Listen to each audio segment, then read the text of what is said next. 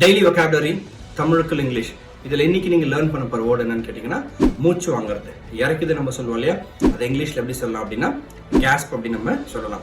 இதை தமிழ் சென்டென்ஸில் அப்ளை பண்ணுறப்ப கண்டிப்பாக நீங்கள் மறக்கவே மாட்டீங்க. அதை பார்க்கறதுக்கு முன்னாடி மறக்காமல் நம்ம சேனலை ஃபாலோ பண்ணுங்கள். Example number 1. ரொம்ப தூரம் ஓடி வந்ததால் அவனுக்கு மூச்சு வாங்கிட்டு இருக்கு. ரொம்ப தூரம் ஓடி வந்ததால் அவனுக்கு கேஸ்ப் ஆகிட்டு இருக்கு, இல்லாமல் கேஸ் பண்ணிட்டு இருக்கிறான் அவன். Example number 2. வயசானாலே நடக்க முடியல, கொஞ்ச தூரம் நடந்தாலே மூச்சு வாங்குது. வயசானாலே ரொம்ப தூரம் நடக்க முடியல, கொஞ்ச தூரம் நடந்தாலே கேஸ்பிங்கா இருக்கு, இல்ல கேஸ்ப் ஆகுது. Example number 3. சின்ன வயசுலயே உனக்கு என்ன இவ்வளவு மூச்சு வாங்குது, அப்ப நீ ஃபிட்டா இல்லைன்னு அர்த்தம். சின்ன வயசுலயே உனக்கு என்ன இவ்வளவு கேஸ்ப் ஆகுது, அப்ப நீ ஃபிட்டா இல்லைன்னு அர்த்தம். கண்டிப்பா எக்ஸசைஸ் பண்ணு. இந்த கேஸ் பண்ற வேர்டை நீங்க டெய்லி யூஸ் பண்ற சென்டென்சஸ்ல அப்ளை பண்ணி மறக்காம கீழே கமெண்ட் பாக்ஸ்ல மென்ஷன் பண்ணுங்க.